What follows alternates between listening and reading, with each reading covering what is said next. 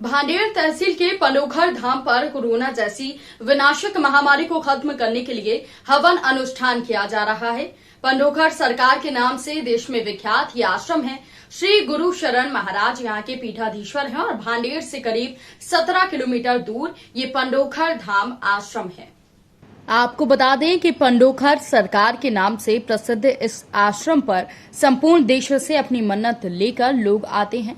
आपको बता दें कि 5 मई 2021 को पंडोखर सरकार धाम के पीठाधीश्वर श्री गुरु शरण महाराज जी ने कोरोना को लेकर एक भविष्यवाणी की थी और कहा था कि 25 मई 2021 तक कोरोना का असर भारत में आधे से कम हो जाएगा और अगस्त माह तक इक्का दुक्का केस निकलना शुरू हो जाएंगे।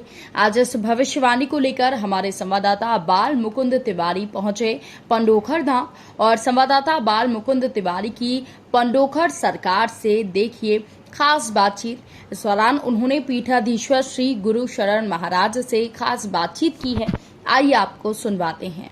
24 एक्सप्रेस से आज मैं दतिया जिले की भांडेर तहसील से करीब 17 किलोमीटर दूर पंडोखर धाम आता है।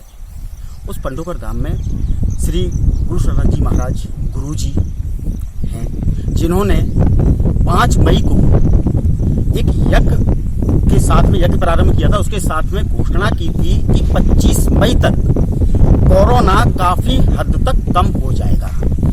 जैसा कि परिणाम आज देखने को मिला है, यहाँ पे लोगों का कहना है कि वास्तविकता ये है कि कोरोना काफी कम हो गया है। हम जानते हैं कि कम हुआ है कोरोना, और गुरुजी का कहना है कि आगे जाकर के करीब 1 महीने बाद अगस्त सितंबर में जाकर के ना के बराबर कोरोना रह जाएगा।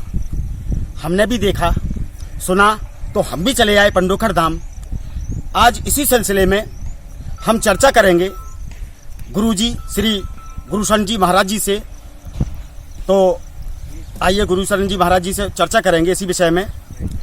तो आइए चर्चा करते हैं गुरुजी गुरु शरण महाराज जी से और उनसे जानते हैं कि ये जो यज्ञ हो रहा है ये क्यों हो रहा है और इसके क्या परिणाम निकलेंगे। श्री गुरु शरण महाराज जी, सबसे पहले तो 24 के लिए और बंसल न्यूज के लिए पंडोखर धाम की पीठ की ओर से बहुत बहुत साधुवाद आशीर्वाद कि आप सभी लोग पंडोखर धाम आज पधारे हैं और आपको आज नारद जयंती भी है और शुभ अवसर को उसी अवसर के सिलसिले में आप पूरे दुनिया में भ्रमण करते घूमते हैं, क्योंकि आप लोग तो किसी भी युग में कहीं भी किसी भी स्थान पर पहुंच जाते हैं, आपको कोई रोक टोक नहीं होती है।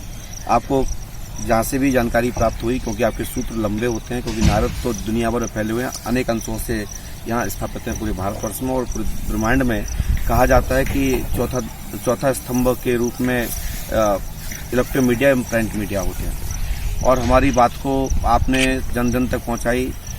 जहां से आपने सुना तो आपके सभी दर्शकों को पहले तो बहुत बहुत साधुवाद आशीर्वाद। पंडोखर धाम में जो यज्ञ हो रहा है ये यज्ञ लोक कल्याण जनहित में संपूर्ण मानव जाति और पूरे विश्व के लिए शांति के लिए श्री राम महायज्ञ का आयोजन रखा गया है, जिसमें महाकाली भगवती दुर्गा की प्राण प्रतिष्ठा भी की जा रही है, क्योंकि महाकाली महादुर्गा यही महामारी के स्वरूप हैं और इनसे ही सभी महामारियां निकली हुई हैं और यही जब महामारी फैलती है तो इनकी शांति की जाती है, इनको पाठ किया जाता है, इनको मनाया जाता है, तब ही समस्त प्रकार की महामारियों में लाभ प्राप्त होता है।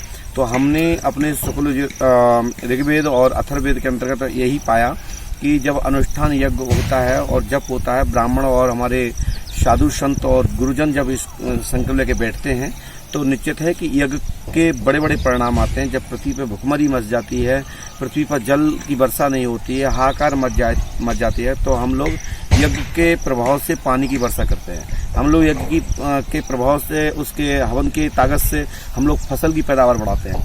हम लोग महामारी को खत्म करने के लिए, वायु को शुद्ध करने के लिए हम लोग यज्ञ करते हैं। ये हमारे यहाँ सनातन से पद्धति रही है।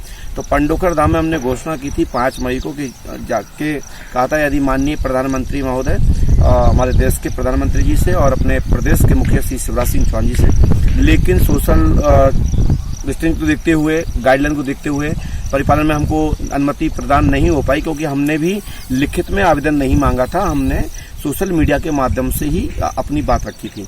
लेकिन कहते हैं ना कि जब जब हमारे राष्ट्र में संकट आता है, हमारे प्रदेश में संकट आता है, हमारे ग्राम में संकट आता है, तो वहाँ का जो मुखिया होता है या वहाँ का जो गुरु होता है या वहाँ का जो संत होता है, जो गांव के खेरे के हनुमान के मंदिरों के देवी मंदिरों के जो पीठाधीश्वर होते हैं या श्रीमंत होते हैं या मंत होते हैं, वो उनको चिंता होती है कि हमारे गांव के किसानगण सुखी रहें, तो हमको लोग पूछेंगे तभी हम पूजा पाठ कर पाएंगे। लेकिन हम तो पूरे विश्व के गुरु हैं, पंडोकर सरकार को त्रिकालदर्शी कहते हैं। तो यहाँ पर हमने 5 मई को घोषणा की थी कि 25 मई से कोरोना महामारी में दबाव आएगा और 5 अगस्त से कोरोना खत्म हो जाएगा। इक्का दुक्का सुनने को मिलेंगे, क्योंकि जो चीज बनती है वो हमेशा खत्म नहीं होती, बीज कभी नष्ट नहीं होता है।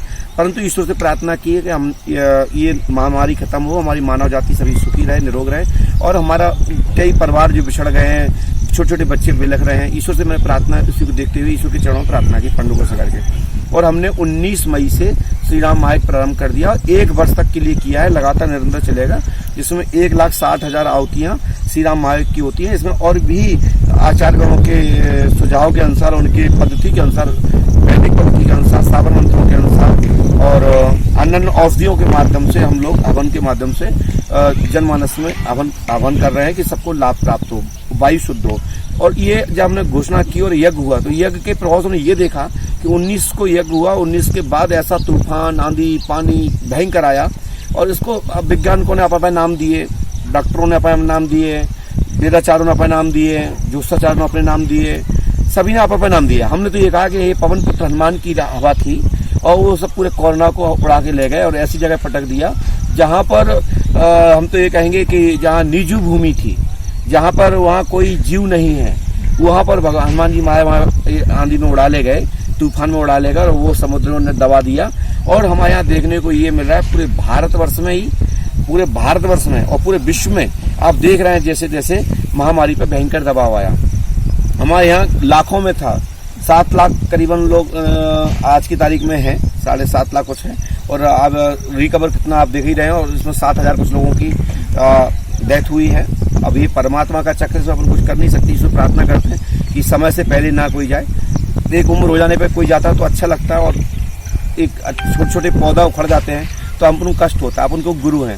तो पूरे दुनिया में इसकी शांति देखने को मिल रही है, यज्ञ का प्रभाव है, ये यज्ञ का ही कमाल है, और यज्ञ सनातनी विद्या है, और इससे बड़ी बड़ी महामारी खत्म कर सकते हैं। जैसे डॉक्टर अपनी दवा से ठीक करता है, आयुर्वेदिक वाले अपनी आयुर्वेदिक पद्धति से ठीक करते हैं, जैसे रामदेव बाबा अपनी दवाई से लाभ पहुंचाते हैं, जैसे कि डॉक्टर लोग अपनी अपनी दवाई से लाभ पहुंचाते हैं, हम अपने यज्ञ के माध्यम से लाभ पहुंचाते हैं। वो तो भक्त हैं जो जिसको मानता है, कोई यज्ञ को मानता है, कोई डॉक्टर को मानता है, कोई आयुर्वेदिक को मानता है। तो पंडोकर धाम में आयुर्वेदिक पद्धति के माध्यम से यज्ञ के द्वारा लाभ पहुंचाया जा रहा है। अभी गुरुजी कहते हैं कि बच्चों के ऊपर इसका ज्यादा असर पड़ने वाला है, भी आगे आने वाले समय में बच्चों के ऊपर कुछ ज्यादा ही असर पड़ने वाला है इसका, इसमें आप क्या कहना चाहेंगे? देखिए, मैं आप सभी आपके चैनल के माध्यम से सभी दर्शकों को और पूरे अपने भक्तों से और सभी अनुयायियों से और सभी मित्रों से और सभी शोधकर्ताओं से मैं यही कहूंगा कि देखिए, इस समय 9 तपा चालू हो गए, 9 तपा चालू हो गए। 9 तपा में सब लोग जानते हैं कि गर्मी पड़ती है, काफी धमका छूटते हैं, तो इस समय बच्चों को सुरक्षित रखने की जिम्मेदारी हमारी माताओं बहनों की है, हमारी मैयाओं की जिम्मेदारी है, हमारे चाचा ताऊओं की जिम्मेदारी है,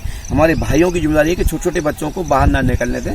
और ऐसी कोई लहर नहीं आने वाली है, मैं नहीं मानता कि कोई तीसरी चौथी पांचवी लहर आने वाली है। ये सभी लहरें थी, सब खत्म हो गई हैं, बस हम सब लोग परहेज से रहें, सोशल डिस्टेंस बना के रखें और समय समय परहेज करें। और जो गाँव में जो पतझड़ होती है, पतझड़ के बाद जब पानी बरसता है 9 तपा के बाद, तो जो गर्मी जो धमकती है उसमें से जो अनेक प्रकार की गैसें छूटती हैं, वो छोटे छोटे बच्चों पर अटैक करते हैं, उनको दाग निकलना, माथा निकलना, गला बैठ जाना, आंखें आ जाना, गला दब जाना, बुखार आना, यानी हैजा के लक्षण होते हैं। तो इसको यदि कोई डॉक्टर साहब या कोई भी अन्य पद्धति के लोग इसको कोई तीसरा, चौथा, पांचवा कोई लहर कहता है तो कहता रहे, मैं इस चीज से कोई सरोकार नहीं रखता हूँ, और मैं कहता हूँ 0 बात है, नथिंग, ऐसा कुछ नहीं होने वाला है। गुरुजी, अभी बाबा रामदेव जी का भी एक प्रकरण चल रहा है, उसके विषय में आप कुछ कहेंगे?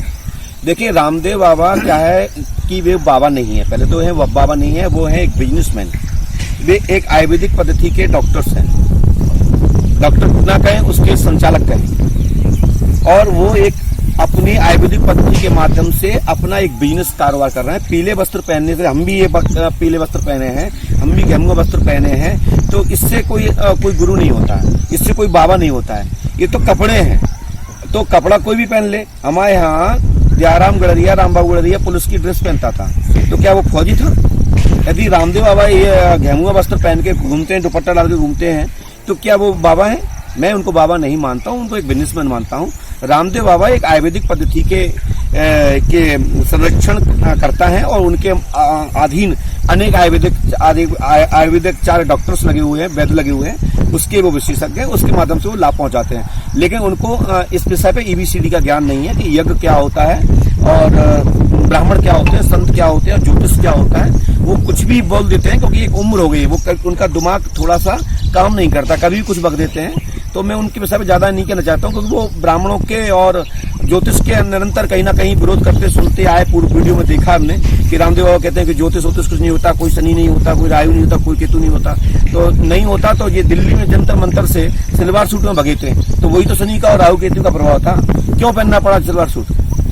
अच्छा, ये भी सही है कि जब तक ये यज्ञ चलेगा 1 वर्ष तक आप आश्रम छोड़ के कहीं बाहर नहीं जाएंगे? देखिए, ये बात सही है कि यज्ञ चलेगा तो मैं भारत छोड़ के कहीं नहीं जाऊंगा, लेकिन हम भारत भूमि के गुरु हैं। अवसर पर कहीं कहीं जाने पड़ता है क्योंकि सामाजिक स्तर पर जाना पड़ता है, हमें अपने संतों के यहाँ भी जाना पड़ता है, लेकिन विशेषकर अपना भारत छोड़ के नहीं जाएंगे। और परमात्मा की फिर ऐसी इच्छा कहीं और ही जगह कहीं तो नहीं कह सकते, लेकिन 1 वर्ष तक भारत नहीं छोड़ेंगे, भारत की भूमि पे रहेंगे, विचरण करेंगे और पंडोकर धाम के परिसर में नजर दिखाई देंगे। धन्यवाद गुरुजी। तो आज हम थे पंडोकर धाम पे गुरु संत महाराज जी के साथ में, और उन्होंने बताया अपना कि हम यहाँ पे 1 साल यज्ञ करेंगे और भारत भ्रमण तो करना पड़ेगा भाई, क्योंकि गुरु हैं तो कहीं जाना पड़ेगा। और बाबा रामदेव के बारे में भी बताया और बच्चों के बारे में भी बताया, हमें बड़ा अच्छा लगा। न्यूज़ 24 एक्सप्रेस से मुकुंद तिवारी। तो अभी आप एक काम